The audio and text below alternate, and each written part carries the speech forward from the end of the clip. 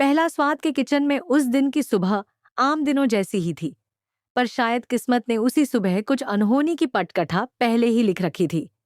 सूरज की पहली किरण जब खिड़की से भीतर आई, तब किचन की हलचल शुरू हो चुकी थी।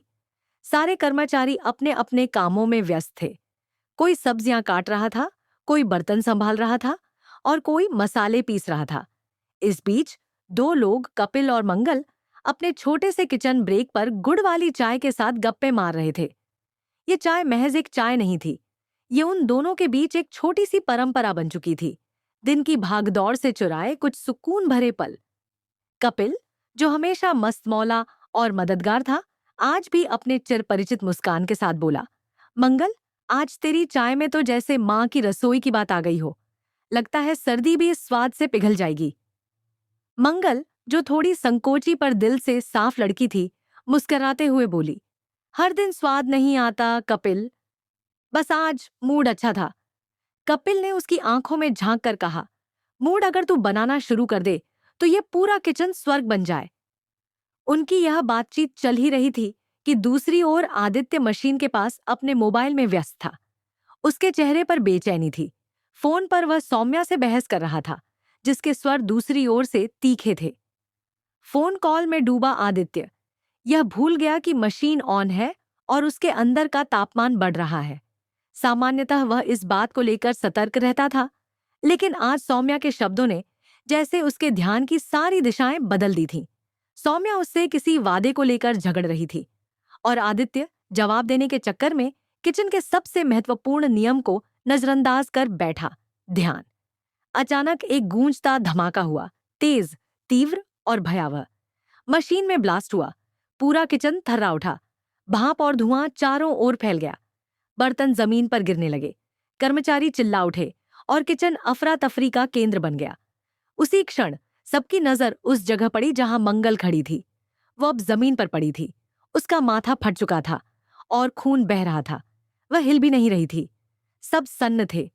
कपिल ने जैसे ही यह नजारा देखा, एक पल के लिए उसकी सांसें रुक गईं। बाकी सब पीछे हट गए, पर कपिल ने दौड़कर मंगल को अपनी बाहों में उठा लिया। वह बुरी तरह घायल थी। कपिल की आंखों में आंसू थे, लेकिन उसकी आवाज मजबूत थी। कोई एम्बुलेंस बुलाओ, जल्दी करो।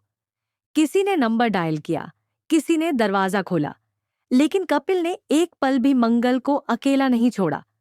वह उसे अपनी गोद में उठाकर खुद ही गाड़ी में बैठा और सीधे अस्पताल की ओर निकल पड़ा।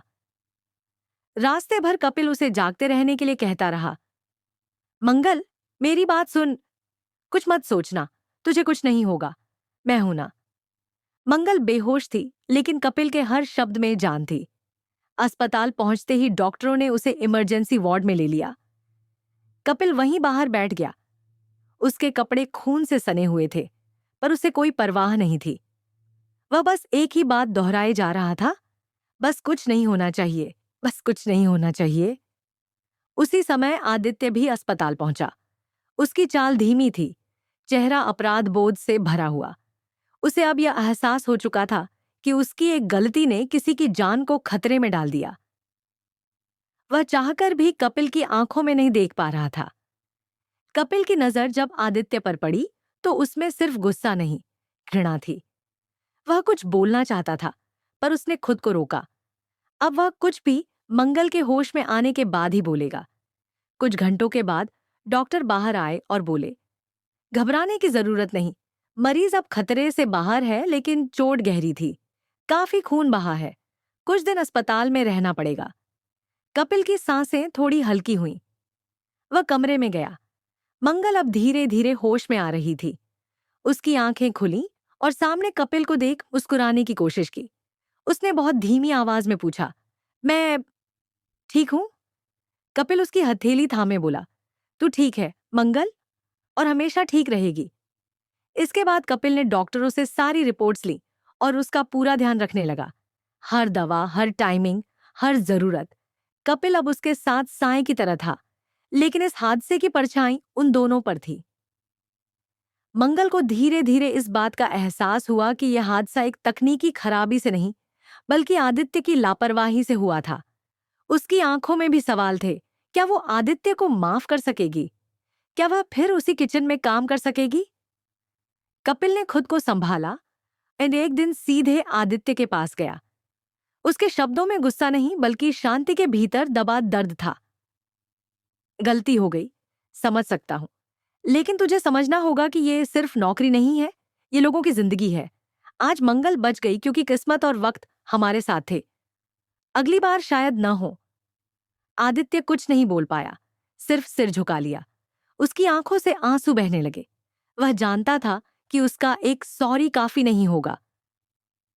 अब सीरियल मंगल लक्ष्मी डोन का ट्रैक इस हादसे के बाद एक नई दिशा ले चुका है। मंगल की रिकवरी के साथ साथ दर्शकों को उसकी भावनात्मक यात्रा भी देखने को मिलेगी। कैसे वह अपने डर, दर्द और आघात से उभरती है, कैसे कपिल उसके लिए एक भावनात्मक सहारा बनता है, और कैसे आदित्य अपने गुनाह का प्रायश्चित करता है। क्या मंगल और कपिल के रिश्ते में अब नया रंग चढ़ेगा? क्या आदित्य को माफ किया जाएगा या वह हमेशा के लिए अलग कर दिया जाएगा? क्या किचन में पहले जैसा तालमेल फिर लौटेगा?